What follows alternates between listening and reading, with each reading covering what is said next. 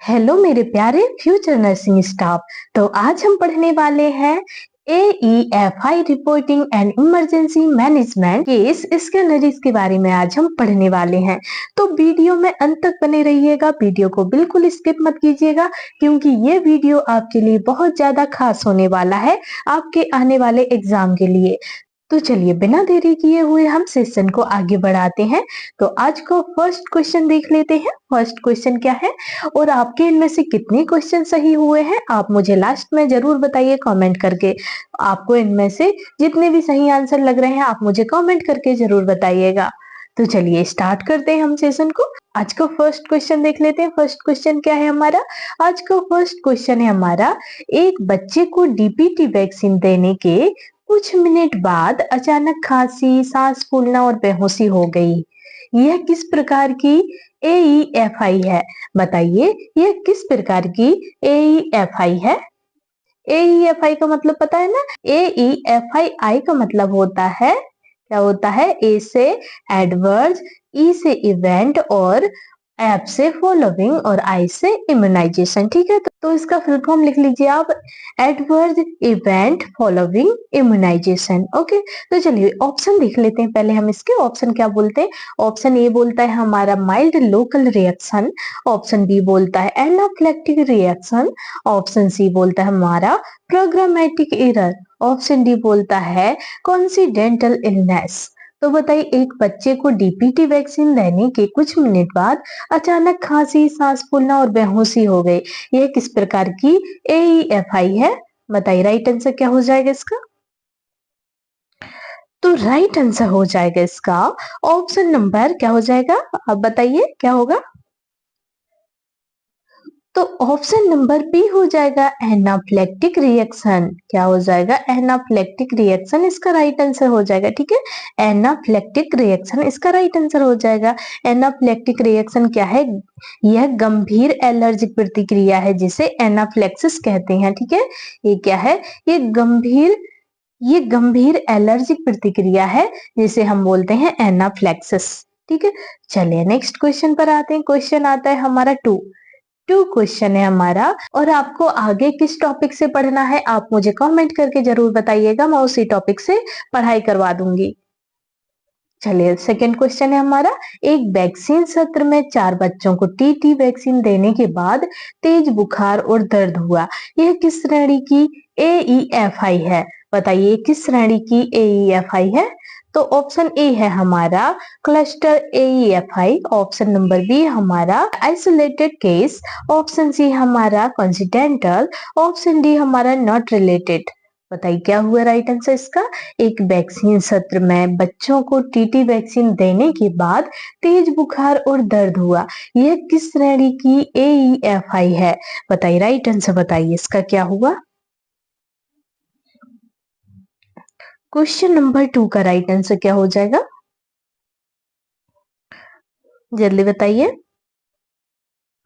जिसको भी आंसर पता है प्लीज कमेंट बॉक्स में मुझे कमेंट करके बताते जाइए और इनमें से आपके कितने क्वेश्चन सही हुए हैं वो जरूर बताइएगा आप लास्ट में। ठीक है, इससे आपके एजुकेशन लेवल का पता चल जाएगा कि आप कितने गहरे पानी में हैं, आप कितनी पढ़ाई कर रहे हैं और कितनी नहीं कर रहे, इससे आपको पता चल जाएगा। ठीक है, तो राइट आंसर लगा लीजिए इसका आप ऑप्शन नंबर ए। क्या हो जाएगा? ऑप्शन नंबर ए इसका करेक्ट आंसर हो जाएगा, क्लस्टर AEFI। क्या हो जाएगा? Cluster AEFI। ठीक है, क्लस्टर AEFI इसका राइट आंसर हो जाएगा। एक ही सत्र में कई बच्चों में समान प्रतिक्रिया क्लस्टर AEFI होती है। ओके, चलिए नेक्स्ट क्वेश्चन पर आते हैं। क्वेश्चन आता है थ्री क्वेश्चन है हमारा, यदि कोई बेनिफिशियरी वैक्सीन के बाद उल्टी और चक्कर की शिकायत करे तो क्या कदम उठाना चाहिए? बताइए यदि कोई बेनिफिशियरी वैक्सीन के बाद उल्टी और चक्कर की शिकायत करे तो क्या कदम उठाना चाहिए? तो ऑप्शन ए है घर भेजने, ऑप्शन बी हमारा तत्काल ऑब्जर्व करें और रिपोर्ट बनाएं, ऑप्शन सी हमारा अगले दिन देखें, ऑप्शन डी बोल रहा है कुछ ना करें। तो बताइए राइट आंसर क्या हुआ? कुछ ना करें ये तो होगा नहीं, अगले दिन देखें। अगले दिन क्यों देखेंगे? पेशेंट को, बच्चे को अभी प्रॉब्लम हो रही है तो अगले दिन कैसे देखेंगे आप? अगले दिन तक तो ठीक ही हो जाएगा वो। और घर भेज दें, घर भी नहीं भेजना है। आपको क्या करना है, तत्काल ऑब्जर्व करें और रिपोर्ट बनाएं उस चीज की। ठीक है, क्या करना है, तत्काल ऑब्जर्व करना है, देखना है और रिपोर्ट बनाना है। ठीक है, बच्चे को अगर उल्टी और चक्कर आ रहे हैं तो और देखना है उसे कहीं ज्यादा उल्टी और चक्कर तो नहीं आ रहे हैं। अगर ज्यादा ही प्रॉब्लम, ज्यादा ही सीरियस समस्या हो रही है तो आप रेफर कर सकते हैं कोई हॉस्पिटल में। ठीक है, तो इसलिए ऑब्जर्व करना है। तो राइट आंसर आप ऑप्शन नंबर बी लगा लीजिए। किसी भी अनयूजुअल रिएक्शन पर ऑब्जर्व कर रिपोर्ट बनाना जरूरी है। ठीक है, चलिए नेक्स्ट क्वेश्चन पर आते हैं। क्वेश्चन आता है फोर, और क्वेश्चन है हमारा, AEFI रिपोर्ट किसे भेजी जाती है? बताइए, AEFI रिपोर्ट किसे भेजी जाती है? इनमें से बताइए किसे भेजी जाती है। ऑप्शन ए है हमारा केवल MOIC को। ऑप्शन बी है हमारा PSC डिस्ट्रिक्ट इम्यूनाइजेशन ऑफिसर, मतलब कि DIO स्टेट लेवल तक। ऑप्शन नंबर सी है हमारा केवल ब्लॉक कार्यालय को। ऑप्शन नंबर डी हमारा सीधे WHO को। तो बताइए राइट आंसर क्या हुआ इसका? क्वेश्चन नंबर 4 का राइट आंसर बताइए क्या हुआ? तो राइट आंसर हो जाएगा, क्या हो जाएगा बताइए, पहले आप बताइए। तो राइट आंसर हो जाएगा इसका ऑप्शन नंबर बी। क्या हो जाएगा? ऑप्शन नंबर बी इसका राइट आंसर हो जाएगा। ठीक है, PSC डिस्ट्रिक्ट इम्यूनाइजेशन ऑफिसर को, या फिर उससे बोलते हैं हम PSC डिस्ट्रिक्ट इम्यूनाइजेशन ऑफिसर को बोलते हैं DIO। क्या बोलते हैं? DIO शॉर्ट फॉर्म में स्टेट लेवल के होते हैं। ठीक है, स्टेट लेवल तक इसका राइट आंसर हो जाएगा। ठीक है, रिपोर्ट PSC से DIO होते हुए राज्य स्तर तक भेजी जाती है। ठीक है, DIO से होते हुए कहां तक? स्टेट लेवल तक भेजी जाती है। ठीक है, तो राइट आंसर आप ऑप्शन नंबर बी लगा लीजिए। इसका ऑप्शन नंबर बी इसका करेक्ट आंसर हो जाएगा। चलिए नेक्स्ट क्वेश्चन पर आते हैं। क्वेश्चन आता है हमारा 5 क्वेश्चन है हमारा, AEFI रिपोर्ट किस फॉर्म में भरी जाती है? बताइए, AEFI रिपोर्ट किस फॉर्म में भरी जाती है? ऑप्शन ए है HMIS form. Option number B हमारा AEFI केस रिपोर्टिंग फॉर्म।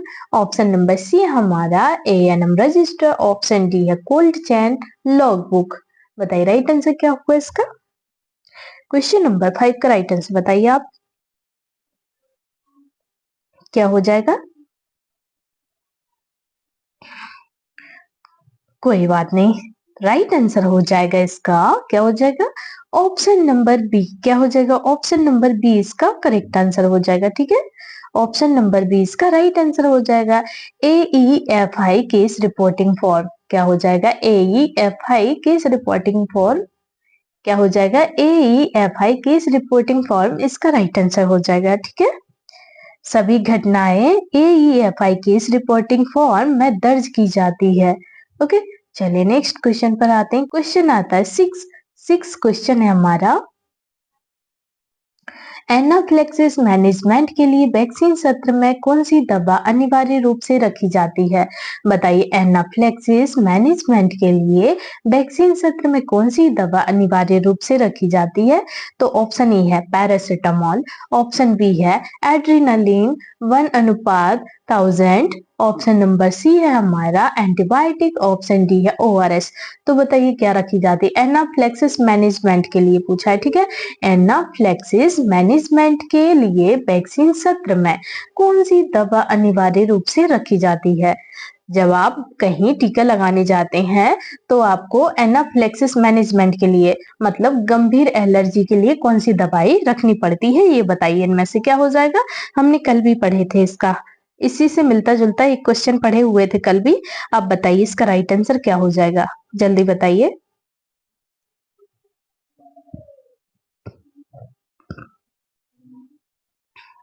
तो राइट आंसर क्या हो जाएगा?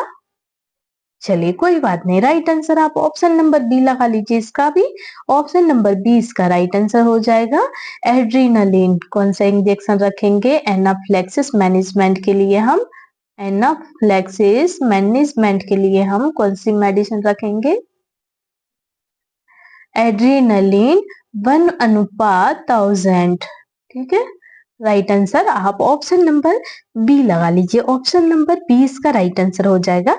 एनाफ्लेक्सिस में केवल एड्रीनलिन 1:1000 उपयोग होती है। ठीक है, 1:1000 उपयोग होती है। तो राइट आंसर आप ऑप्शन नंबर बी लगा लीजिए, एड्रीनलिन 1:1000।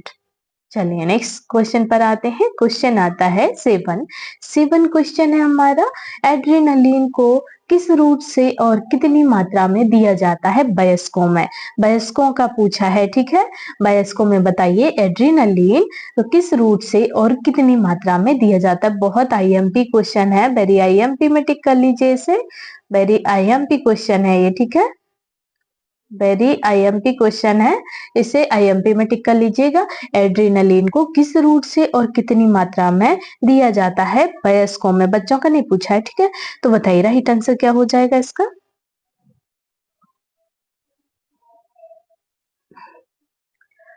चलिए ऑप्शन देख लेते हैं। ऑप्शन ए है हमारा IV route 1 ml, option B है IM route 0.5 ml, option C है SC route 0.2 ml, option number D हमारा ओरल रूट 1 ml। तो बताइए राइट आंसर क्या हुआ इसका। क्वेश्चन नंबर 7 का राइट आंसर क्या हो जाएगा बताइए। चलिए कोई बात नहीं, राइट आंसर लगा लीजिए आप इसका। Option number B IM route से दिया जाता है 0.5 ml। कितना? 0. अरे इसमें तो लिखाता ही नहीं सही से। 0.5 ml इसका राइट आंसर हो जाएगा। ठीक है, 0.5 ml इसका करेक्ट आंसर हो जाता है। और इसे आईएम रूट से दिया जाता है। कौन से रूट से दिया जाता है? आईएम रूट से दिया जाता है इस इंजेक्शन को। ठीक है, आईएम रूट से देंगे और 0.5 ml वयस्कों में देते हैं। ठीक है, वयस्कों में आईएम रूट से 0.5 ml दिया जाता है। ठीक है, चलिए नेक्स्ट क्वेश्चन पर आते हैं। क्वेश्चन आता है हमारा 8 क्वेश्चन है हमारा। एईएफआई की त्वरित रिपोर्ट इनिशियल रिपोर्टिंग कितने घंटे के अंदर भेजनी होती है? बताइए कितने घंटे के अंदर भेजनी होती है एईएफआई त्वरित रिपोर्ट? बताइए कितने घंटे के अंदर भेजनी होती है? 6 घंटे, 12 घंटे, 24 या 48? कितने घंटे में भेजनी होती? राइट आंसर क्या हो जाएगा इसका। क्वेश्चन नंबर 8 का राइट आंसर बताइए।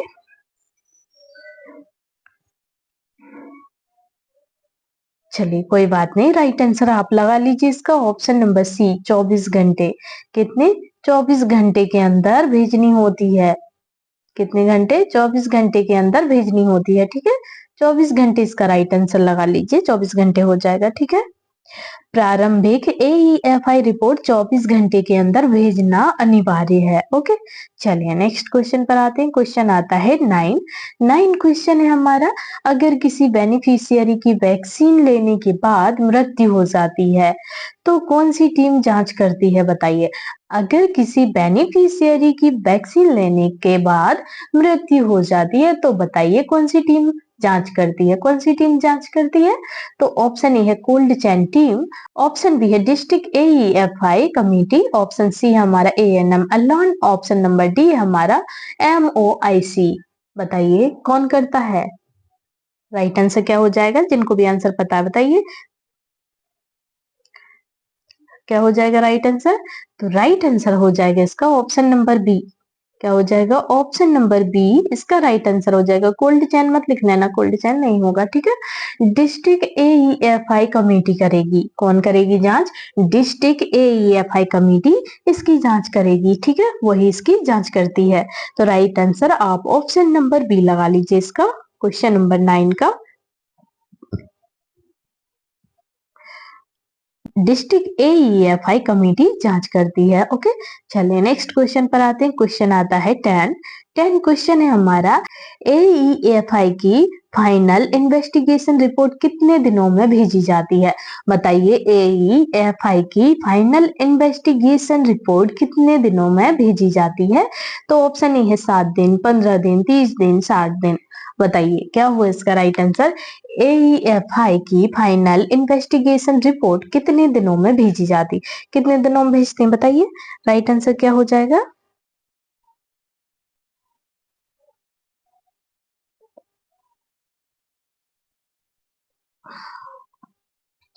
क्वेश्चन नंबर 10 का राइट आंसर बताइए।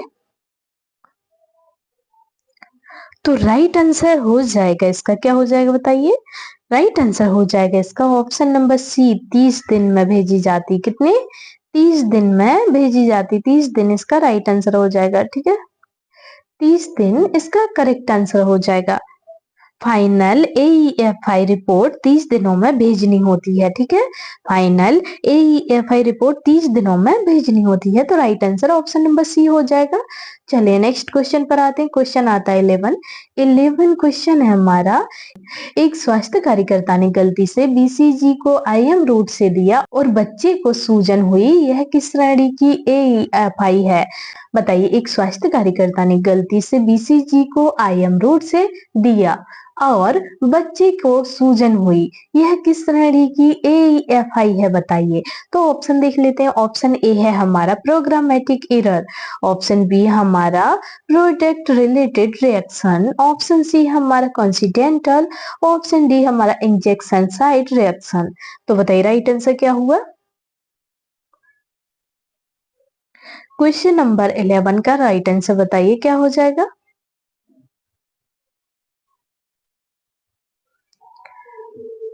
तो राइट आंसर हो जाएगा इसका ऑप्शन नंबर ए। गलत रूट पे क्या होता है? प्रोग्रामेटिक एरर होता है। गलत रूट पे इंजेक्शन देना प्रोग्रामेटिक होता है। ठीक है, गलत रूट से देना प्रोग्रामेटिक एरर कहलाता है। ओके, तो राइट आंसर आप ऑप्शन नंबर ए लगा लीजिए। चलिए नेक्स्ट क्वेश्चन पर आते हैं। क्वेश्चन आता है 12 क्वेश्चन है हमारा। AEFI की जांच में सबसे पहला कदम क्या होता है? बताइए, AEFI की जांच में सबसे पहला कदम क्या होता है? तो ऑप्शन ए है बेनिफिशियरी को देखें, ऑप्शन बी है वैक्सीन बायल और बैच नंबर की पुष्टि करें, ऑप्शन सी है सुपरवाइजर को सूचित करें, ऑप्शन डी है FIR दर्ज करें। तो बताइए क्या हुआ राइट आंसर? AEFI की जांच में सबसे पहला कदम क्या होता है? क्या होता है बताइए?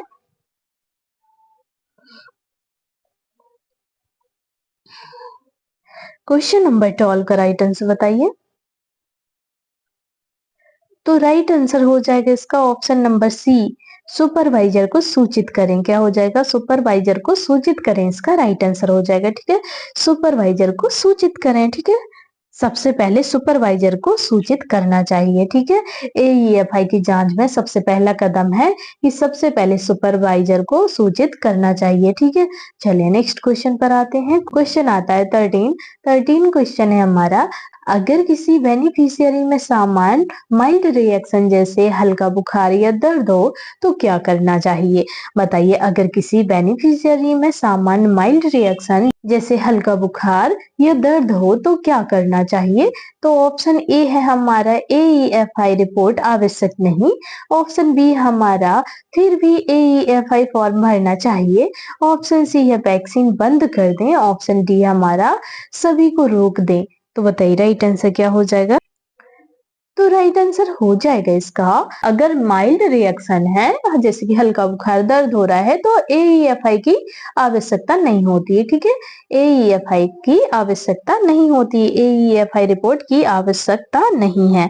तो राइट आंसर आप ऑप्शन नंबर ए लगा लीजिए। माइल्ड रिएक्शन पर रिपोर्ट जरूरी नहीं है पर मॉनिटरिंग करें। ठीक है, मॉनिटरिंग करना है पर रिपोर्ट करना जरूरी नहीं है। चलिए नेक्स्ट क्वेश्चन पर आते हैं। क्वेश्चन आता है 14 क्वेश्चन है हमारा। AEFI के कितने प्रकार होते हैं WHO के अनुसार? बताइए, AEFI के कितने प्रकार होते हैं WHO के अनुसार? 2, 3, 5, 6 कितने होते हैं बताइए? राइट आंसर क्या हो जाएगा? तो राइट आंसर हो जाएगा इसका ऑप्शन नंबर सी। क्या हो जाएगा? ऑप्शन नंबर सी इसका राइट आंसर हो जाएगा। 5 क्या हो जाएगा? 5 इसका राइट आंसर हो जाएगा। कितने प्रकार होते हैं?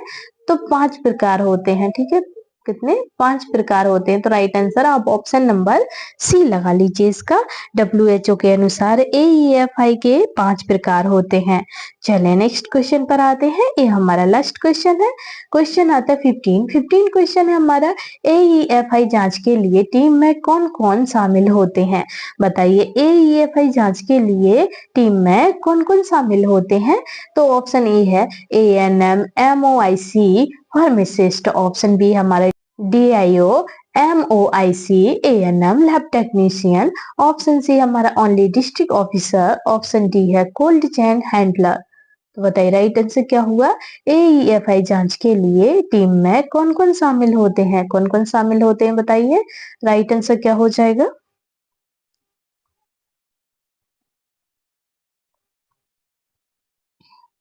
तो राइट आंसर हो जाएगा इसका ऑप्शन नंबर बी। क्या हो जाएगा, ऑप्शन नंबर बी इसका राइट आंसर हो जाएगा। DIO क्या हो जाएगा, DIO, MOIC और ANM और लैब टेक्नीशियन, लैब टेक्नीशियन लिखा पाएगा, ठीक है लिखते, और लैब टेक्नीशियन, ठीक है लिखाएगा नहीं सही से। DIO, MOIC, ANM lab technician, ये इसका राइट आंसर हो जाएगा। ठीक है, क्वेश्चन नंबर 15 का राइट आंसर लगा लीजिए आप option number B. AEFI team में DIO, MOIC, ANM lab technician शामिल होते हैं। ठीक है, तो दोस्तों ये थे हमारे आज के क्वेश्चन। वीडियो पसंद आया हो तो प्लीज लाइक कीजिएगा और सब्सक्राइब करना बिल्कुल ना भूलें। मिलते हैं नेक्स्ट वीडियो में, तब तक के लिए bye bye and take care and love you all.